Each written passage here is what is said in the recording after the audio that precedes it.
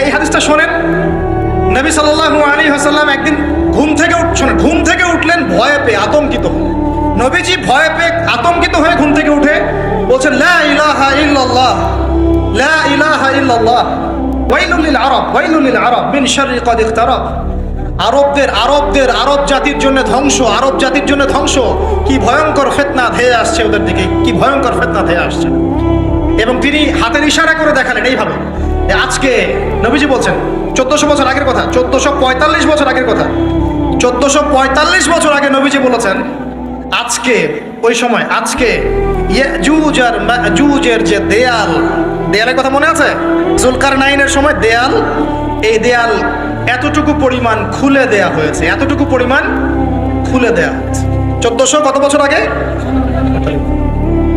তখন তার স্ত্রী বলছেন, আনুহলিক ওয়াফিনা সালিহিন, আনুহলিক ওয়াফিনা সালিহিন ইয়া রাসূলুল্লাহ, হে আল্লাহর রাসূল সাল্লাল্লাহু আলাইহি ওয়াসাল্লাম, আমাদের মধ্যে ভালো মানুষরা থাকা সত্ত্বেও কি আমরা ধ্বংস হয়ে যাব? আপনি যে বলছেন ওয়াইলুল লিল আরব, আরবদের জন্য ধ্বংস। নবীজি বলছেন, নাম হ্যাঁ, নাম হ্যাঁ, ধ্বংস হয়ে যাবে। ইযা কাসুরাতিল খাবাস, যখন নগ্নতা, বেহায়াপনা, অশ্লীলতা সমাজে রন্ধ্রে রন্ধ্রে ছড়িয়ে পড়বে, তখন আলেম জালেম সব ধ্বংস হবে। এই হাদিসটা অকাট্য হাদিস, বুখারী মুসলিমের, মানে এটা সহিহ, এটা বিষয়ে কোনো সন্দেহ নেই। তাহলে নবীজি 1445 বছর আগে বলছেন যে আরবদের জন্য ধ্বংস ধেয়ে আসছে, এবং দেয়াল এভাবে খুলে দেয়া হয়েছে। হাতের দেয়াল ইয়াজুজ আর মাজুজ, আর ইয়াজুজ আর মাজুজের সাথে আরবদের ধ্বংসকে সম্পর্কিত করা হলো না?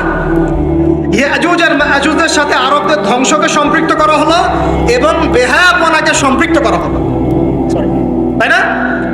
বুঝতে পারছেন? আরব জাতির ধ্বংসের সাথে ইয়াজুজ মাজুজকে কানেক্টেড করা হলো এবং অশ্লীলতাকে, কি বলেন, অশ্লীলতাকে কানেক্টেড করা হলো। এখন আপনি চিন্তা করে দেখেন, সারা বিশ্বে পর্নোগ্রাফি কারা ছড়িয়ে দিয়েছে? বলেন বলেন দেখি। পর্নোগ্রাফি কি বেহায়াপনা না? সমাজের ইযা কাসুরাতিল খাবাস, যখন সমাজের রন্ধ্রে রন্ধ্রে বেহায়াপনা ছড়িয়ে পড়ে নাই? মিলান, হাদিসটা মিলান। সমাজের এই মেয়েদের এই যে ফ্যামিলিস্ট রেভলিউশন কারা ছড়িয়ে দিয়েছে? ফ্যামিলিস্ট রেভলিউশন কারা ছড়িয়ে দিয়েছে? ওরা। সমাজে মেয়ে ছেলে একসাথে চলবে একই পোশাকে, কারা ছড়িয়ে দিয়েছে? সমাজে মেয়েদের বেপরদায় চলার এই সংস্কৃতি কারা ছড়িয়ে দিয়েছে? মাদক আর সুদের সংস্কৃতি কারা ছড়িয়ে দিয়েছে? সবচেয়ে বড় কথা, free sex, open sex, free sex, জেনা, ব্যভিচার, পর্নোগ্রাফি, এগুলো কারা ছড়িয়ে দিয়েছে? এটাই ওই যে খুলে দেয়া হয়েছে। এটা আমার ব্যাখ্যা, এটা আমার বুঝ। পৃথিবীর এমন কোন রাষ্ট্র বাকি রাখে নাই তারা এগুলো ছড়াতে, এমন কোন রাষ্ট্র বাকি নেই। তাহলে সব জায়গায় ছড়িয়ে পড়বে না ইয়াজুজ মাজুজের ফিতনা? এই ছড়িয়ে পড়েছে। আল্লাহ পাক আমাদেরকে এই পশ্চিমা গোলক ধাঁধা থেকে হেফাজত করুন, আমিন। আমাদের সংস্কৃতি নিয়ে আমরা বুক ফুলে বাঁচবো ইনশাআল্লাহ, আমাদের সংস্কৃতি নিয়ে আমরা চলবো ইনশাআল্লাহ। আমাদের কোরআন আছে, হাদিস আছে, আমাদের নবী আছেন, আমাদের সাহাবীরা আছেন, আমাদের দ্বীন আছে ইনশাআল্লাহ।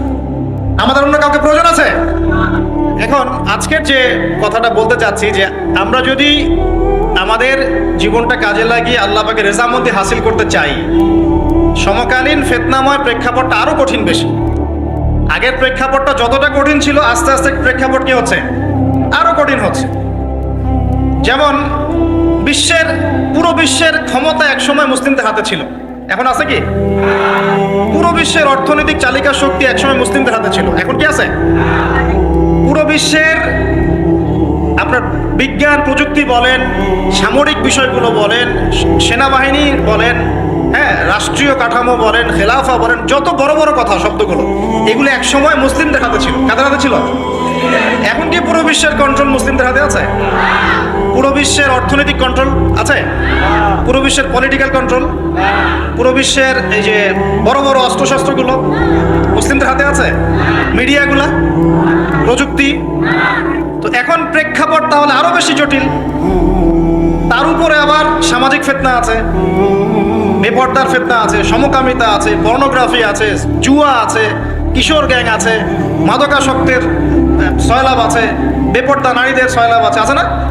মিডিয়া প্রোপাগান্ডা আছে, জুলুম আছে, কত কি আছে। এই সবকিছু মিলায় এই যুগে তো চলা আরো কঠিন কিনা? এই যুগে চ্যালেঞ্জটা আরো কঠিন কিনা? এজন্যই এরকম একটা যুগের কথা বলে নবী সাল্লাল্লাহু আলাইহি ওয়াসাল্লাম সুসংবাদ দিয়েছেন আমাদেরকে। কি সুসংবাদ? নবীজি বলছেন, ইন্না মিন ওয়ারাকুম জামানা সাবরিন, বলেন সাল্লাল্লাহু আলাইহি ওয়াসাল্লাম,